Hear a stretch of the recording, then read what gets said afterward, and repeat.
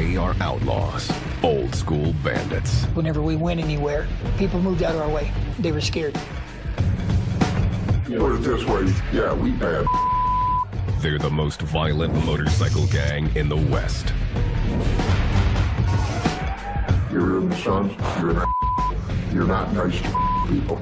It's the way we are. These gangsters have one true enemy, the law. Everywhere I would go, I was being followed. Now, the Sons of Silence are uniting in rebellion. If we all joined forces, every club, every chapter in the nation, they'd have to bring in the army to cool us down.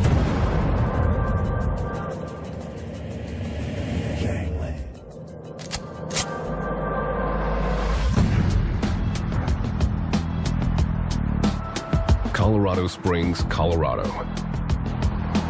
This is a military town, home to the Air Force Academy and the Army's Fort Carson. It's clean, green, and beautiful. In 2006, Money Magazine named Colorado Springs America's best place to live. But amid the beauty is the outlaw motorcycle gang, the Sons of Silence.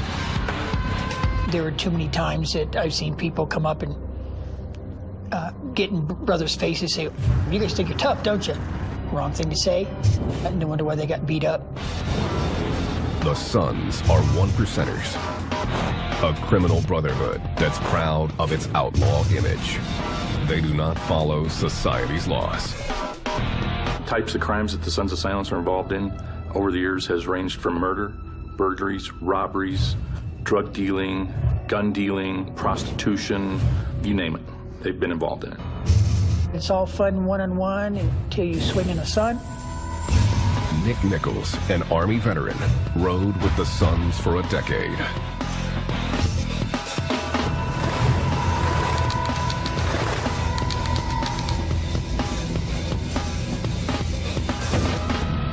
Growing up, he was constantly moving, so Nichols was drawn to the gang for its stability and sense of family.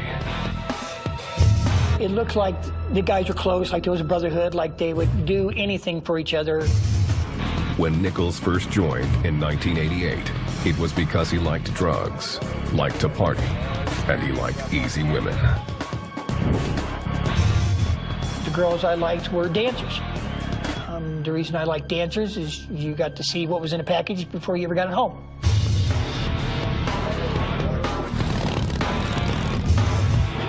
Big Larry asked to have his identity concealed.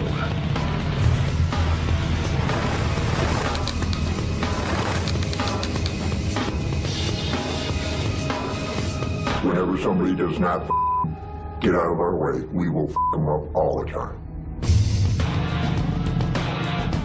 Big Larry is a longtime member of the Sons of Silence. He won't reveal when he first joined, but admits that originally he considered it a stepping stone. I wanted to be a Hell's Angel. I figured get into one club, work my way up. When he became a Son, however, he lost interest in being anything else. Why go to that level? Because we're there now. Our time is coming up. They have 36 chapters worldwide, but the majority of their members live in the western U.S. The Sons are one of the fastest growing motorcycle gangs in the world. Colorado, Iowa, Minnesota, Indianapolis, Illinois, anywhere. Where our territory is us. Us only. We will try to take over. That's what we do. They are pathologically anti-authoritarian. Beat their ass, send them home like a little girl.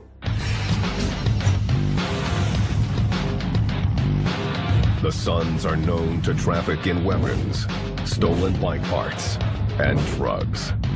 The main drug of choice in a club is speed. There were times when I was awake for 3 or 4 days at a shot. We sell a lot of cocaine, but our drug that we sell most of is crystal meth, because that is our money.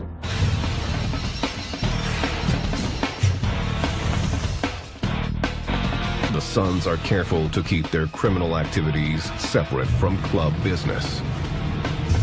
A lot of brothers are pretty secretive about what they got going on. They could be involved in stuff that other brothers have no idea about. I've always done crimes by myself.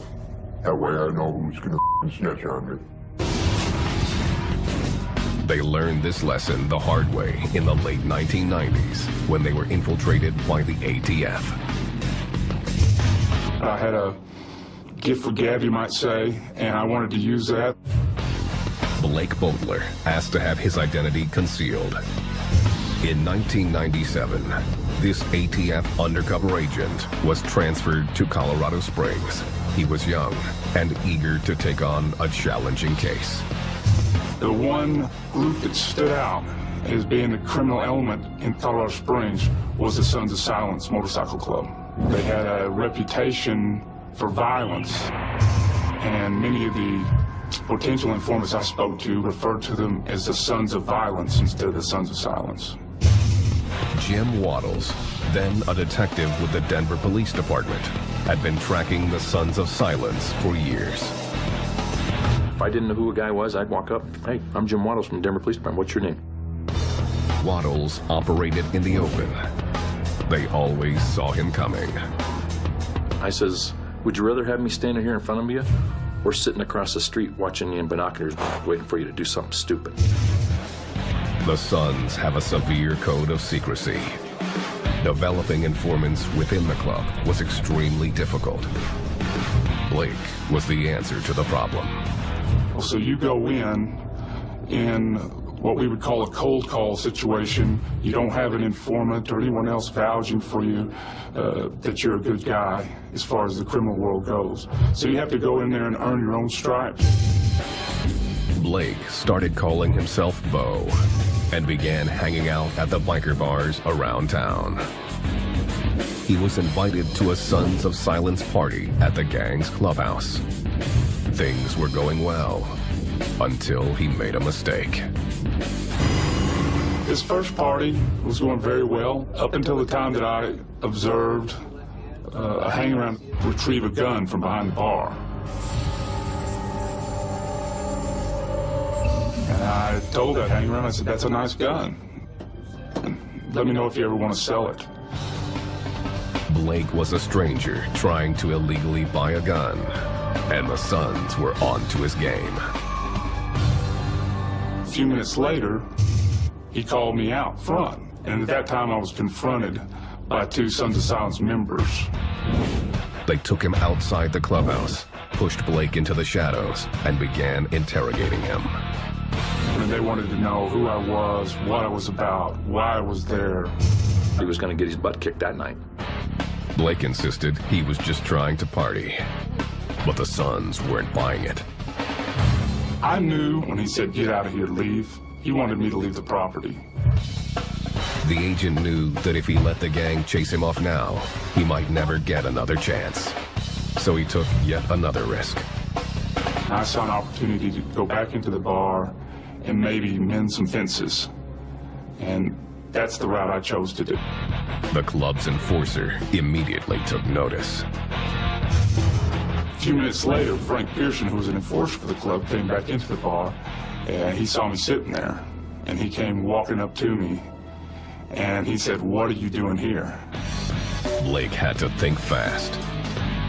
And I said, "Well, got out of his sight. Can I buy you a drink?" And Frank looked at me for a couple of seconds, and then he said, "Yeah, buy me a drink." So in a way, Frank admired the fact that I stayed around. Blake had passed his first test. He would eventually become a fully patched-in member, privy to the Sons' hidden world of crime. I no longer had to justify why I wanted to buy a gun or why I wanted to buy meth. You're immediately confirmed as part of a criminal element. And Blake would soon learn the Sons of Silence show no mercy when it comes to their enemies. It's better for you people to stay the f*** away. If you do not go away, we will break your legs and your arms, or we'll kill you.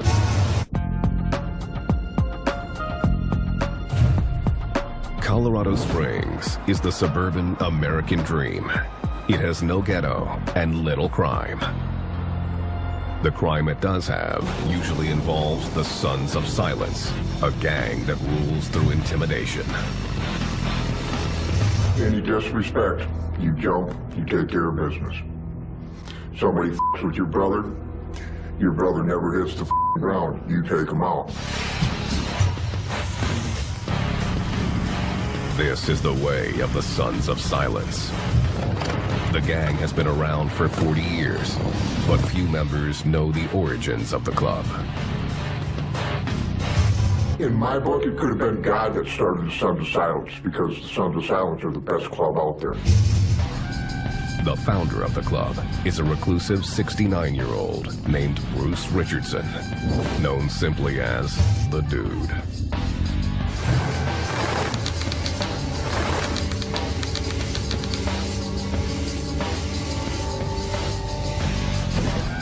Many members don't even know he's still kicking. I'm the Dude, and I'm alive and well.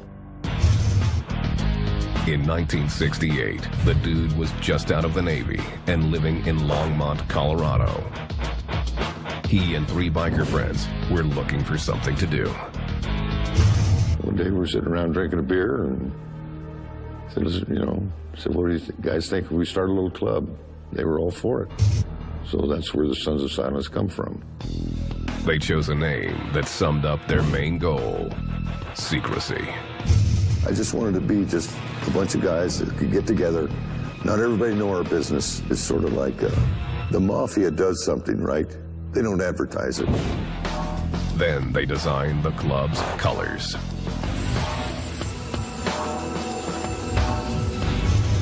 Their inspiration came from a classic American institution. We were drinking Budweiser beer, and I seen the emblem, and I says, hey, that'll make a good one. We live in America, big A, The only thing that was really missing off the Budweiser symbol was the star on top of the A from the original Budweiser logo. These here were made in 1969. National chapter, Sons of Silence. Underneath the symbol was a Latin phrase. Domet non separa. That sort of means like, we don't part till we're dead, till we die, The new club put on their emblem and began riding. At first, they stayed out of trouble. The criminal activity of the Sons of Silence in the 1960s probably amounted to some fighting, some beer drinking, and pot smoking. What young man ain't rowdy? Been there, I know that. The club had an intimidating image, especially in Colorado, which didn't have motorcycle gangs. It didn't take long for word to spread. Soon, bikers across the state were starting their own chapters. More popped up in states like Iowa and Kansas. These new members weren't just interested in being rowdy. They were ready to rumble. We're bikers. We're the outlaws. We're the best of the best. Because we make our own laws, our own rules, and we go by that. They're kind of social misfits. These people want that intimidation. You can put that patch on their back and walk around the streets and intimidate the public. As the gang grew, it became more organized. The Dude was named national president. The Sons also became more lawless.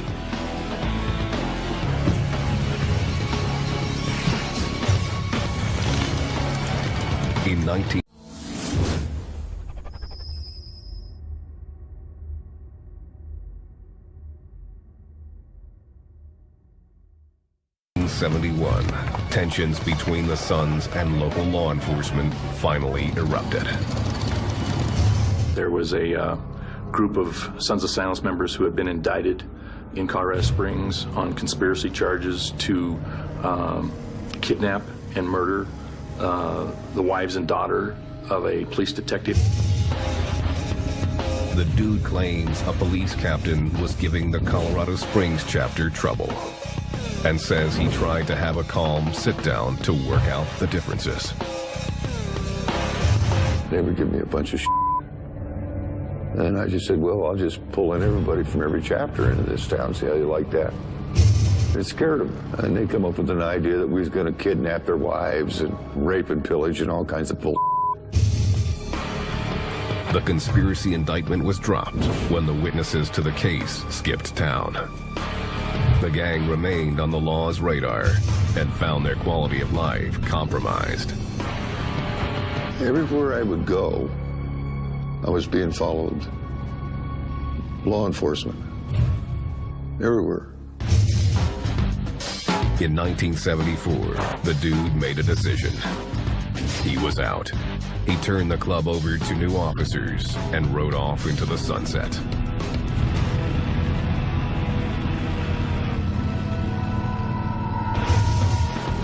The Sons continued to grow, with chapters established in 7 states. They began battling with other motorcycle clubs over drug turf.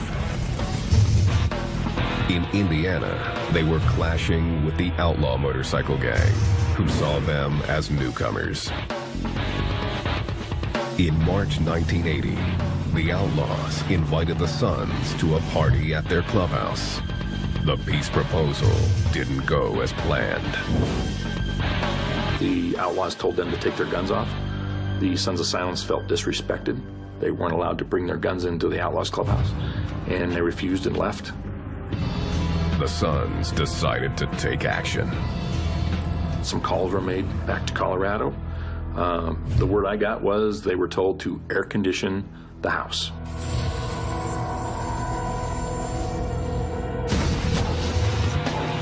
Five members of the Sons went back to the Outlaw Clubhouse and opened fire.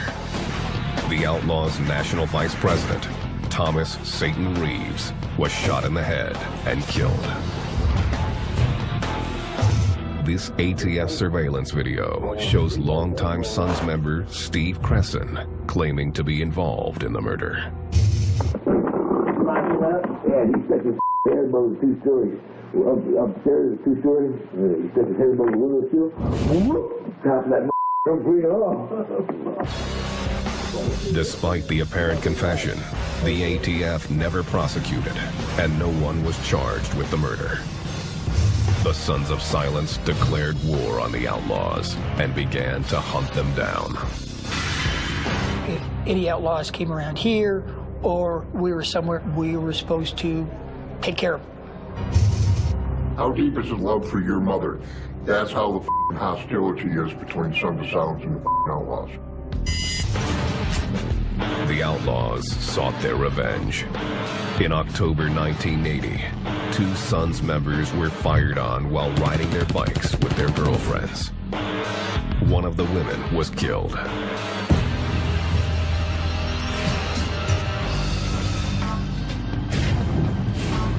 In August 1990, tensions came to a head at the Sturgis Biker Rally in South Dakota, the most famous biker gathering in the world.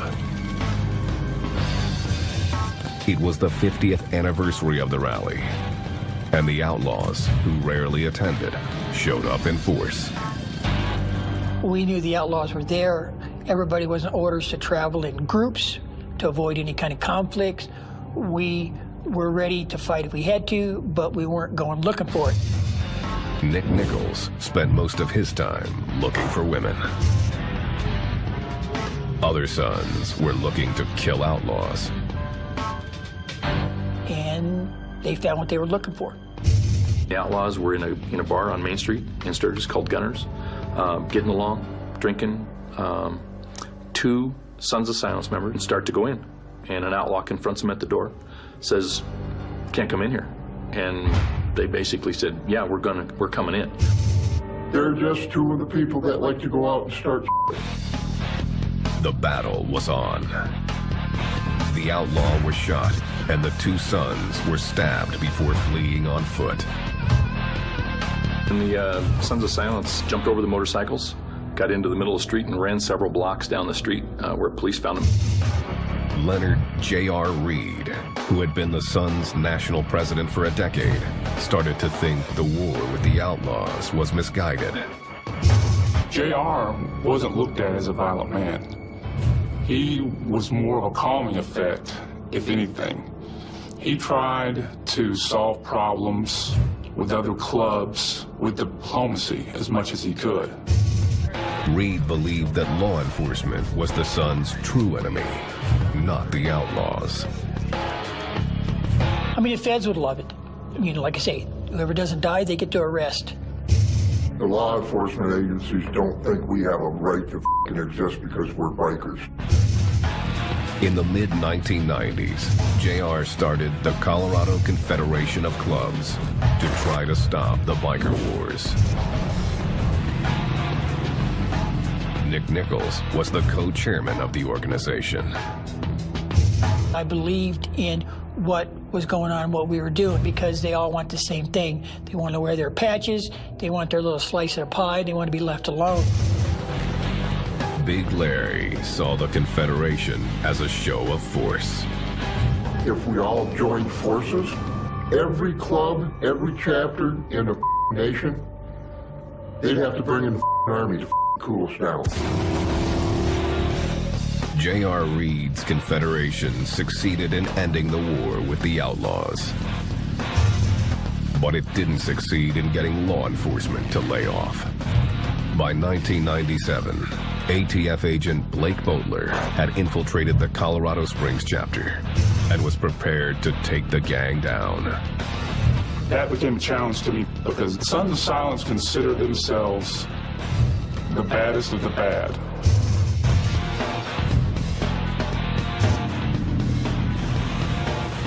Colorado Springs. The outlaw motorcycle gang, Sons of Silence, runs this city through intimidation and force. The club's rules are its doctrine, its patch, its most sacred image. I love my mother. I would do anything to keep my patch on my back. I would damn near kill my mom to keep it.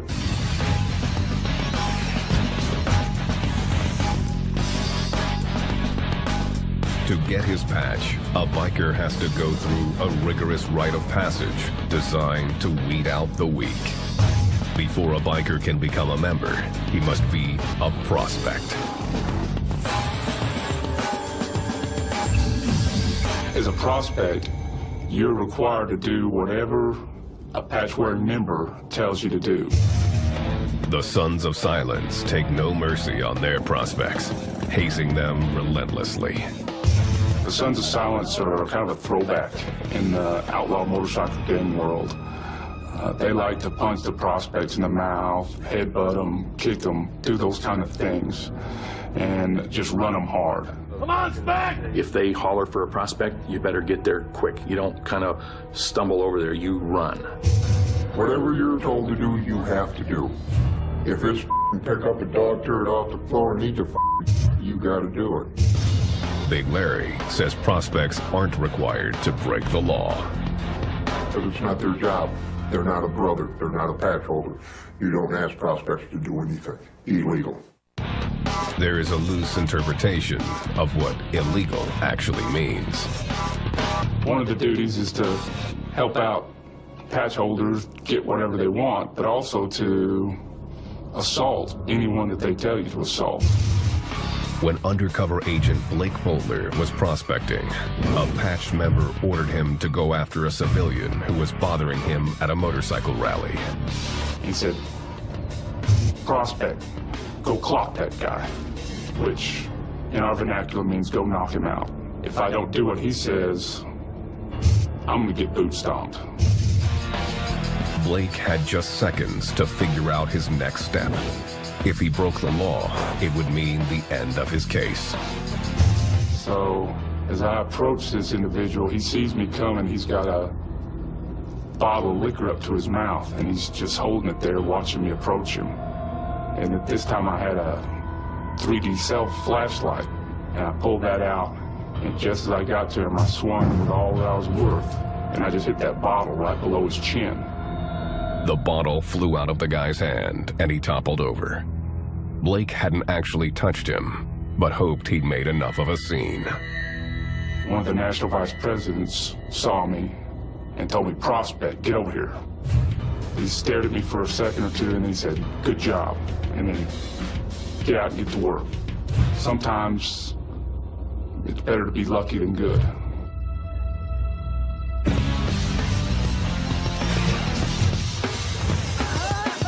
Only after a prospect makes it through these hurdles and is voted in by 100% of the chapter membership does he get his patch. The Suns award them yearly at Sturgis, their most important mandatory run.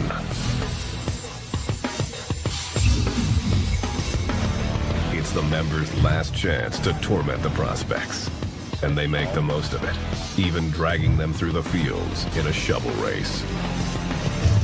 Then the club offers the patch, but only if the prospect can take it away from the entire group. That's about the only time in the club where you're pretty much free to hit anybody. President, enforcer, how bad do you want that patch? Once he's patched in, the new member goes out for his first ride in full colors. Only then is he introduced to the other traditions and rules of the Sons of Silence. The gang's first law is for those who violate their rules. It's called punishment. If you screw up, I mean, it used to say in their old bylaws, it was a beating. That's the punishment. You took a beating. It ain't no little girls club, man. This is man's club. You're gonna f up, you're gonna take the man punishment. You don't want to take that? Take your little squat ass out the door. Each chapter has an enforcer who keeps people in line. In addition to enforcers, every chapter has a president, a vice president, and a treasurer. There are also national officers who oversee everyone, though they are spread across the Suns Nation. And then there's the gang's Special Forces unit, the Nomads. We have a nomad chapter. If things cannot be done by the enforcers or the chapters of their state, town, or whatever, the nomads will come in. The Nomads are the Grim Reaper. No one wants to see them coming. It's a death squad. They will take anybody out. No hesitation, no heartbeat, no blink of an eye. They would just literally you up and kill you. The Suns employ a variety of weapons. We've had automatics, semi-automatics, AKs, pistols, hand grenades. They're there. Members carry 2 trademark weapons. One is a large industrial flashlight, the kind carried by cops. I wear a kill light. It's a legal weapon to carry because it's a flashlight. You break down, you got a light on the road. Somebody comes after you, you pull it out, you hit them with it. The other is a simple bandana tied to a large lock. Suns carry them in their back pockets. It doesn't look like anything, but on the other end of it, there's a padlock on there. You can pull that out, man, it's just like a sap, blackjack. You can hit people with it and knock them right the hell out.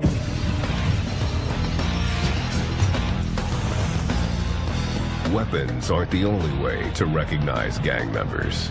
They all wear gear that brands them as Suns, including undercover agent Blake Boatler. And this is my Sons of Silence vest that I wore throughout the undercover operation. The vest is covered with patches, each with a different meaning. Down at the bottom is a number 13 patch, and that number 13 designates the 13th letter of the alphabet, which is the letter M. M stands for methamphetamine, the Suns' drug of choice. There are other patches, like SFFS, which stands for Suns Forever, Forever Suns. One of the hardest to get is ITCOB. I took care of business. You had to stand up for the club, put yourself at some sort of a risk to get that ITCOB patch. Then there's the bad influence patch. That means that you're just one bad motherfucker. The Sons also have other gear, like wallets, chains, even rings. They carry big rings that have the Sons of Silence emblems on it. They carry other rings that might say, for example, victim spelled backwards. So if they hit somebody in the face, it imprints the word victim. And members also get inked to mark their allegiance. Those who have been in the club for 10 years are eligible for a tat of the club patch. But if they leave in bad standing, the club takes back everything with the Sons' name on it, even the ink. Hope to God we don't find you, because we will cut the f***er off you. We will cut the f***ing whole thing right off your arm. With a knife, with a razor blade, whatever. We will take it off. Everything is club property. Weapons, patches, even women. They have no status unless they become someone's old lady. Blake Boatler had an old lady of his own when he infiltrated the club in 1998. I had an old lady that wore a property buckle for me, who happened to be a special agent of ATF. Just to help me out in that role, my story was more like I was rebelling from a wealthy family and was attracted to that type of culture. Carrie DePiro was Blake's backup. It was not an easy assignment for a female ATF agent. You're supposed to just keep your mouth shut, and I was coached by Agent Boatler to keep it zipped, or else he'd have to keep me in line in front of them. If I had a misslip of the tongue or made any other kind of mistake to give them an idea that either one of us were federal agents, it would have been a fatal mistake for both of us. It didn't make the job any easier. You always have to expect the other members to be able to feel like they can take liberties with you. It happened less after Agent Boatler became a patched member than before, and that's when I was able to wear my little belt that says property of Bo, and that's exactly what it means. Carrie wasn't the only ATF agent Blake brought in. He also introduced the Sons to his partner, Cole. Together, they began to set up deals that could take the whole club down. They were extremely violent criminals, and they're not to be underestimated. In Colorado Springs, the Sons of Silence are old-school outlaws. Typical dirty bikers. Some have long hair, some have beards, some have tattoos. Some look like just downright dirty, nasty bikers. But then you have the clean-cut people out there.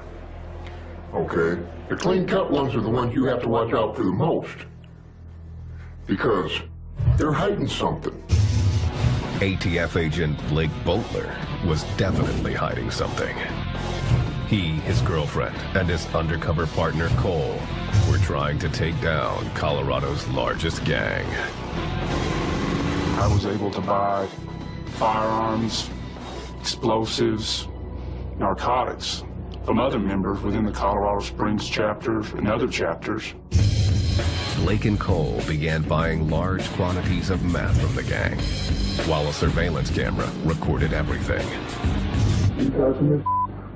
Oh, yeah, it is. It's gonna smoke? Yeah. Yep. Here, Blake discusses a meth deal with Steve Cresson, the Sons member who claimed 18 years earlier to have been involved in the murder of the Outlaws' national president. Well, okay, on a half pound, probably good down to $6 grand easy. That's what I'm gonna make my money, you know. Blake and his partner also began arranging firearms deals. I think you can get an ATF number for him and register him. This surveillance video shows him negotiating a sale. The fire's from the open position. They bought semi-automatic Sten guns, illegally modified to make them fully automatic machine guns. Pull on up here? No, back there. Oh, you put that, get more. That there's full. Blake's house was a revolving door of drug and firearms deals. As the case progressed, we were having almost daily meetings. Let's see, 100, 200, 300. This was going on over the weekends, over holidays. 900, 1,000. I just turned these today. Good job. It'll be well.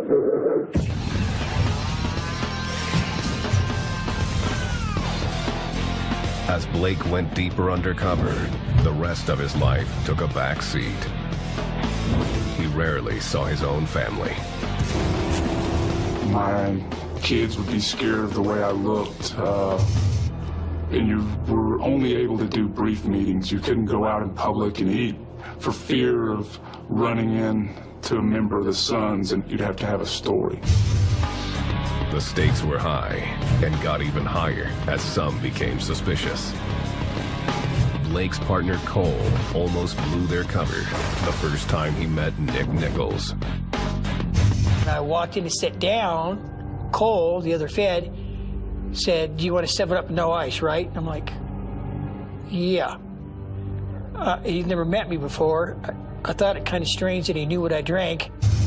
Either he was really on top of it or he did his homework. Nichols wasn't the only one.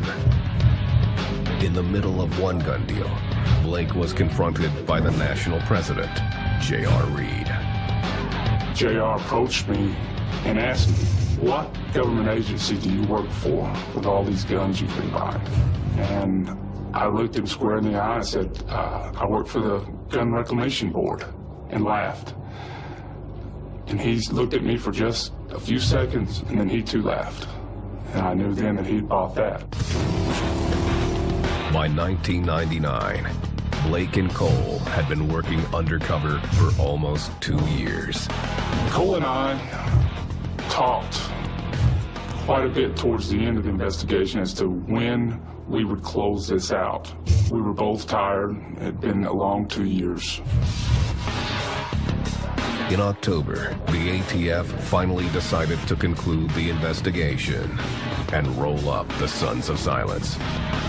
Warrants were prepared for 21 members of the gang, including longtime national president J.R. Reed. Finally, on October 7th, Blake went into the gang's clubhouse early in the morning to disable the security systems. I was to take the club shotgun out from behind the bar. I was to disconnect the surveillance cameras, electronic beams that were set up. For the first time in 2 years, he took off his son's colors and put on his ATF uniform. Only a few hours before, I'd been a patch-wearing son standing in that clubhouse. Now, I was back to who I really am, which is a patch-wearing special agent with ATF. For 2 days, Blake and the ATF raided Sons of Silence chapters across the state of Colorado. They arrested 43 gang members and associates, seized 59 weapons, 4 hand grenades, 4 homemade bombs, a silencer, 10 pounds of methamphetamine, and approximately $30,000. In addition, agents seized the clubhouses in Colorado Springs and Commerce City. The raids stunned the public. I think it opened up people's eyes that, geez, you know, these guys are selling bombs and machine guns and selling all these drugs. They slipped in. They put a f***ing damper on our When it was over, ATF officials said they had ended the Sons of Silence reign of terror in Colorado. The Sons quietly disagreed. Us, we're bikers. We're the f***ing best of the f***ing best.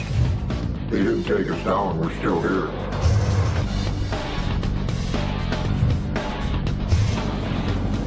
In 1999, the ATF took down the Sons of Silence motorcycle gang in Colorado Springs, confident they dealt a fatal blow to the organization.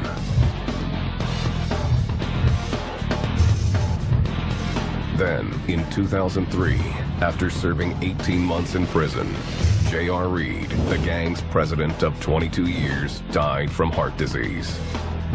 The whole Sons Nation showed up to pay tribute.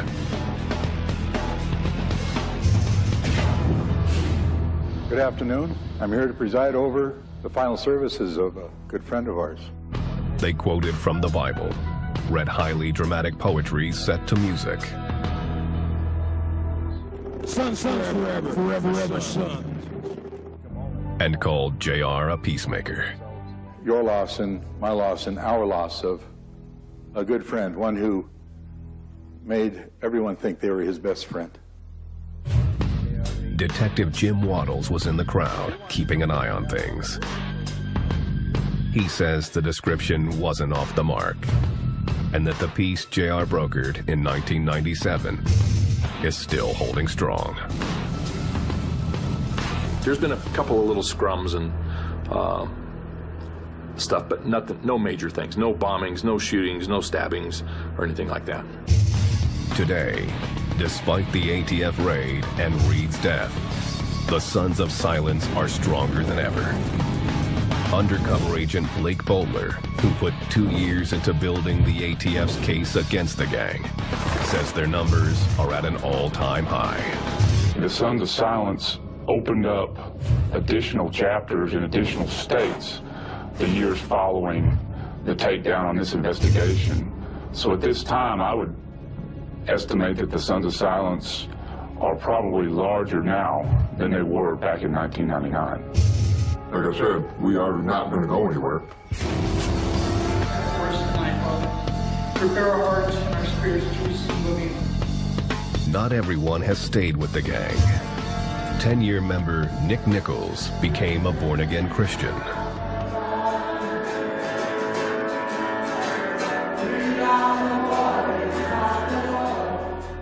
I wanted a break.